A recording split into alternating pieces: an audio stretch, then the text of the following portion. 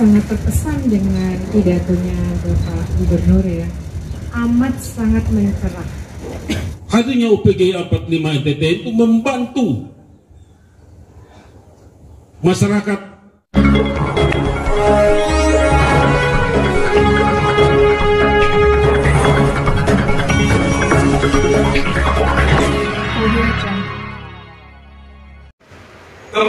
Keputusan Pengurus Besar Persatuan Guru Republik Indonesia tentang pengangkatan kepengurusan Badan Pelaksana Harian Pengurus Besar Persatuan Guru Republik Indonesia pada Universitas Persatuan Guru 1945 NTT masa bakti 2022-2027. Pelantikan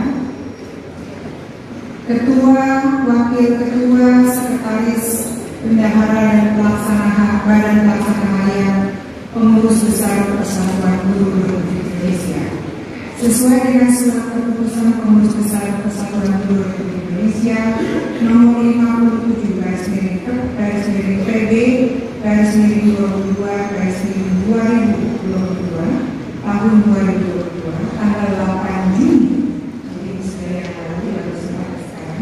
2022 yang telah dibacakan, maka saya, Ketua Umum Pengurus Besar Persatuan Guru Republik Indonesia melantik 1. Saudara Dr. Samuel Hanin SHMH sebagai Ketua Badan Pelaksana Harian pada Universitas Persatuan Guru 1945 NTT.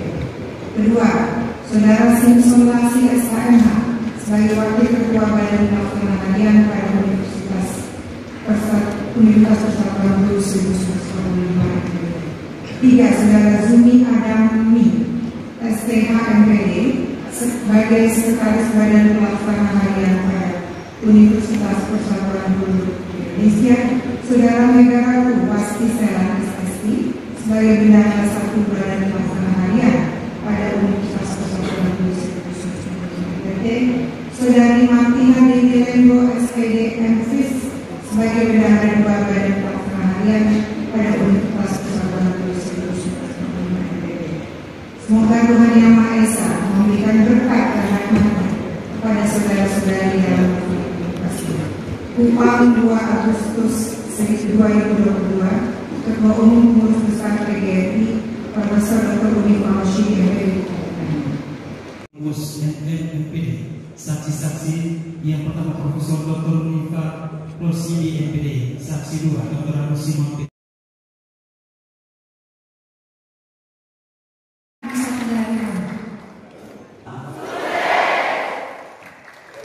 Yang saya hormati Ketua Umum PGRI Profesor Dr. Unifa Rosidi, yang saya hormati Ketua Dikti Provinsi Nusa Tenggara Timur Bapak Dr. Samhani BPH PGRI Provinsi Nusa Tenggara Timur, Rektor PGRI 1945, ini lama sekali berarti tahun 1945. Harus sudah 77 tahun rasa-rasanya di Universitas Rasa. Ini universitas dalam pemerintahan hebat ini. Staf khusus Gubernur, semua mahasiswa yang hadir yang saya banggakan. Memang kita bersyukur karena memang perjuangan Prof. Unifa ini sejarah perjuangan kampus di perguruan tinggi ini memang luar biasa. Karena Probina yang hadir ini Dr. Samhani ini hampir-hampir masuk penjara. Jadi perjuangan sangat. Karena itu kita berikan apresiasi aplaus. Dr. Samhani ini intelektual kurang-kurang, tapi adversity dia luar biasa ya.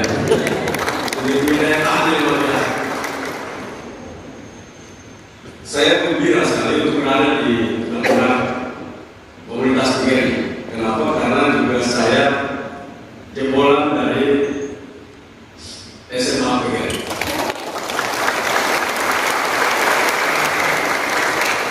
Kami dua teman di SMA PGRI. Dia terlambat 1 tahun nanti naik kelas saya. Ya kami dua sama-sama kalau sekolah itu paling di bawah pasti. Karena itu saya gembira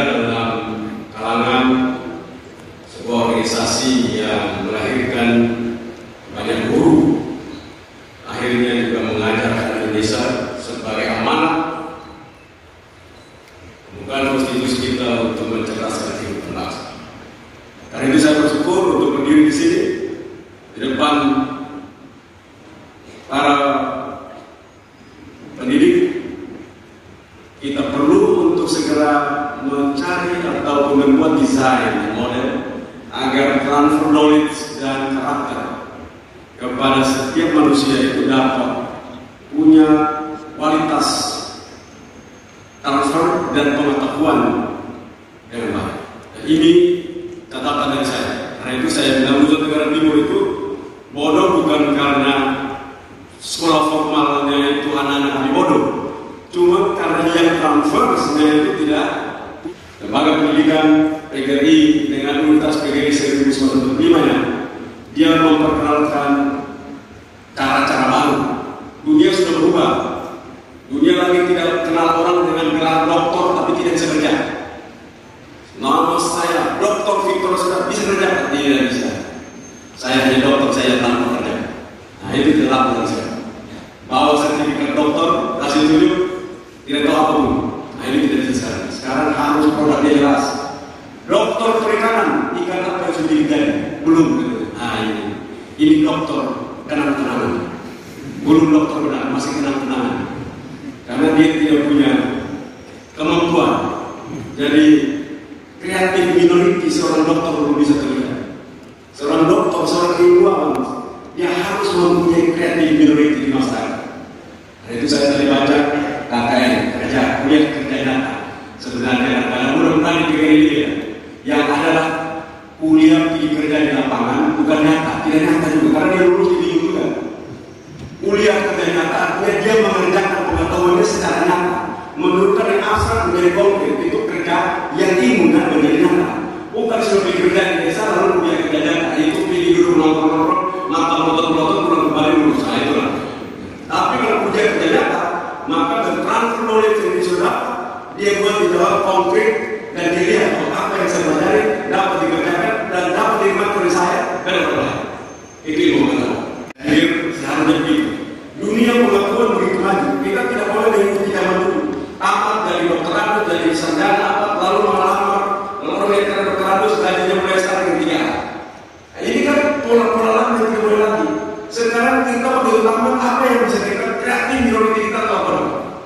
Karena itu kepada anak-anak ini semua, nomor satu, kamu harus punya kemauan yang luar biasa. Kamu itu mau jadi apa? Kalau sudah kuliah itu kan namanya mahasiswa. Kalau siswa boleh kita ajar, sudah mahasiswa itu partner itu. Jangan mahasiswa tapi bodoh seperti masih SD. Mahasiswa dia partner di dosen, melahirkan pengetahuan bersama. Karena mahal ya. Ya jangan lagi itu. Karena mahasiswa dia berusaha bahkan bersaing ketat dengan dosen. Karena dia mahasiswa. Yang ngajar mahasiswa harus yang luar biasa. Peternakan Nusa Tenggara Timur luar biasa katanya. Jadi saya bilang mereka itu mestinya tidak berubah. Nasib kamu tidak berubah. Kenapa? Katanya terus. Itu laku yang dimana begitu. Jadi tantangan kita itu begitu. Karena kita pendekatan kita itu selalu this is as usual. Seperti biasa yang kemarin sudah begitu. Dia tetap saja begitu. Tidak mungkin. Dunia begitu maju. Jadi kita harap yang tamat nanti dari Universitas PGRI jangan pilih antri di kantor-kantor gubernur, kantor bupati, kantor camat, kantor desa. Tidak lulus lagi balik lagi laporan sampai itu hidup dalam lamaran. Ini catatan. Saya kebetulan nasib rezeki. Lama-lama tidak lulus lagi ke Jakarta. Kemudian juga melamar sepanjang hidup. Nah itu kan mindset kita. Tidak ada pilihan lain. Karena itu saya tidak ingin tamatan dari Universitas PGRI 1945 saya ikut sejarah sudah 45. Panjang sekali. Kalau aku yang benar, anggap saja begitu. Kita tanya, apa itu nanti apa? Gimana lulus begitu? Nah supaya kita setuju bahwa orang-orang zaman dulu lahir dan punya kemampuan untuk melakukan Nusa Tenggara Timur lahir di kampus ini. Orang-orang yang berada di lapangan merubah karya, masa depan Indonesia di tangan kalian. Semoga dalam kesempatan kita bersama ini luar biasa dari Ketua BPH PGRI Nusa Tenggara Timur bersama Rektor dan seluruh sivitas akademik Universitas.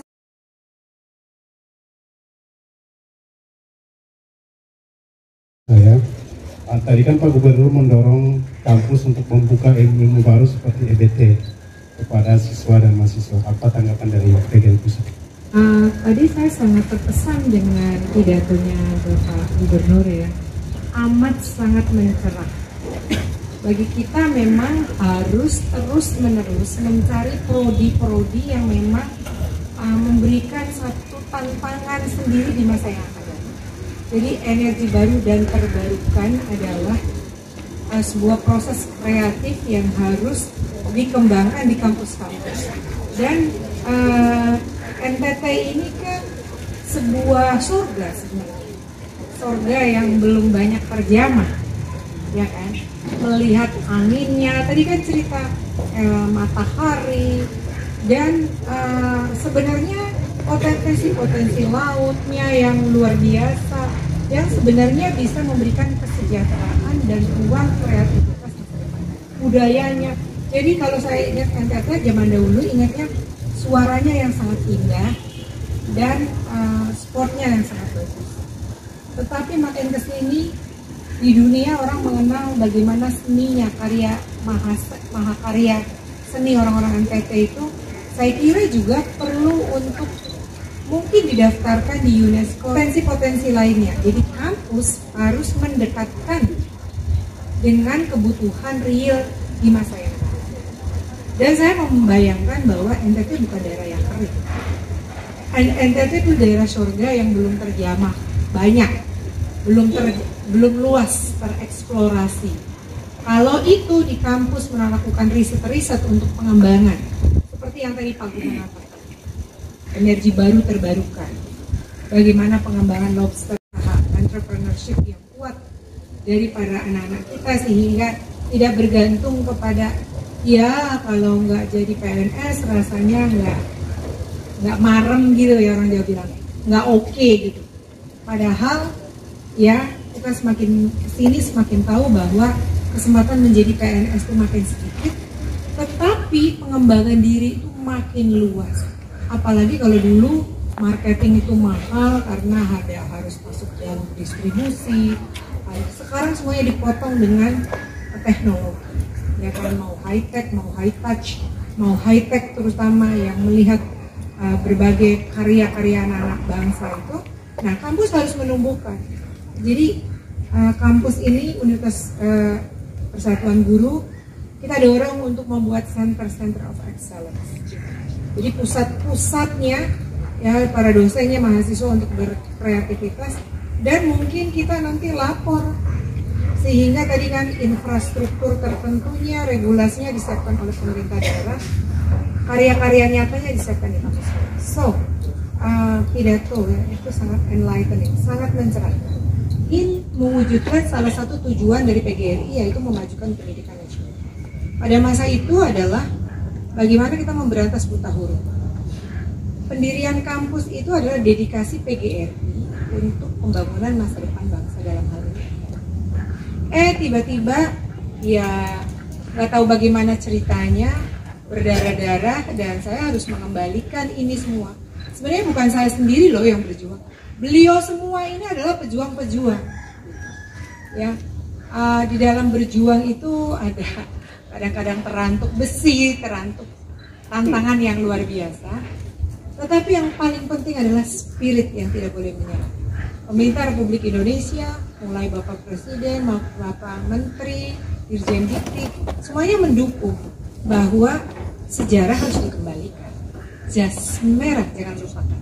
Sejarahnya ini memang dibangun dulu kan Universitas PGRI NTT. Ya sudah, Universitas Persatuan Guru 1945 itu satu bentuk win-win solution, tapi spiritnya. Dan kalau kita tidak memperjuangkannya mati-matian, ya maka ini nggak tinggal kenangan aja. Dan mereka yang melaksanakan kami ini orang tua di pusat, bahwa ini harus kembali miliknya teman-teman di sini, harus dikembangkan. Salah satu bentuk dari dedikasi PGRI kepada kemajuan NTT. Jadi kami yang tua-tua di pusat ini adalah berjuang agar ini tetap hidup dan nyatanya bertumbuh. Terima kasih. Izin Bu. Kami mendorong untuk akreditasi yang utama, karena lembaga apapun yang paling penting adalah pengakuan. Jadi Profesor Supardi misalnya betul-betul mengawal agar ini adalah mengikuti standar dari kementerian. yaitu akreditasi AIPT, akreditasi Prodi. Kita dorong, kita bantu, kita dampingi. Itu penting. Itu di luar semua. Kalau sudah accredited, lulusannya berakreditasi B, maka dia bisa kemudian di berbagai jalur. Itu. Kedua, ya, apa yang kita ingin dorong adalah bagaimana teman-teman ini kemudian mengembangkan proyek-proyek SDM-nya. Misalnya, barusan Prof. Pardi mengatakan gimana kita mendorong 25% paling sedikit harus S3. Ketiga, ini prodi ini bertumbuh. Ini ada pasca sarjana yang sudah mulai prodinya diizinkan. Ini adalah sebuah keyakinan, sebuah bukti kepada masyarakat bahwa kami amat sangat serius. Jadi kalau dana kami organisasi, mereka mencari sendiri loh, jungkir balik dengan sedikit apa yang ada mereka bersyukur. Nggak usah ditanya mereka berapa, nggak usah. Tapi mereka mendedikasikan dirinya untuk kemajuan NTT itu, bagi saya itu beyond dari apa yang mereka terima. Yang mungkin nggak sekarang. Di sini ini ada jurusan olahraga. Olahraganya tuh nggak main-main.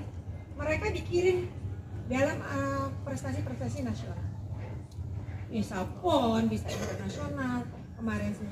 Itu adalah bentuk karyanya.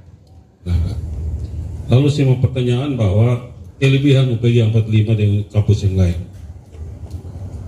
Kita punya Jamkesmawa itu tidak dimiliki oleh kampus di dunia manapun, hanya di UPG 45. Contoh, Jamkesmawa, jaminan kesehatan mahasiswa.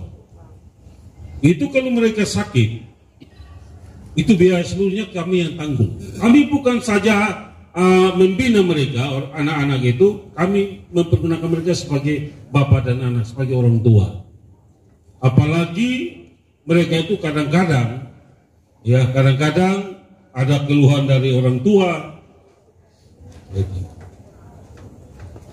Orang tua juga hidupnya pas-pasan, lalu mereka sakit-sakit, siapa yang urus ini? Kampus ini adalah kampus untuk membina semua masyarakat yang tidak mampu sampai yang mampu. Hadirnya UPG 45 NTT itu membantu masyarakat dari pelosok-pelosok yang berada di pelosok-pelosok. Kami sampai. Coba Bapak tanya bahwa adakah kita punya alumni-alumni di pelosok-pelosok? Pasti ada, bukan tidak ada. Mereka sangat antusias dengan kami.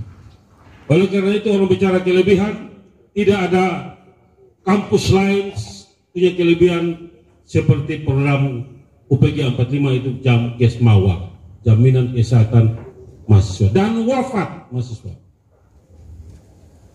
Iya, kita peduli. Setiap mahasiswa yang sakit disampaikan masuk rumah sakit.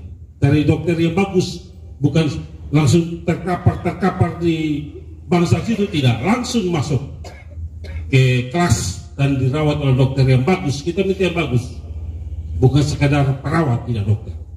Itu yang perlu saya sampaikan kepada teman-teman semua dan Ibu Ketum ada dan Pak Prof ada untuk menjadi referensi bagi kita dan untuk kepentingan masyarakat pencinta UPG 45 Nusa Tenggara Timur. Ini Ibu Ketum kita adalah salah satu napak tilas perjuangan UPG 45 sehingga selama 5 tahun kami tetap berdiri kokoh dan semakin berkembang. Oleh karena itu, tanda tangan prestasi ini sampai kapanpun kami tidak akan lupa. Tetap Ibu Profesor Unifa Rosidi MPD sebagai Kartini bagi Nusa Tenggara Timur di bidang pendidikan perguruan tinggi. Ibu, dengan rendah hati kami mohon Ibu tanda tangan. Saksikan teman-teman. Bismillahirrahmanirrahim. Gemetaran ya? Bismillahirrahmanirrahim. Terima kasih. Tepuk tangan.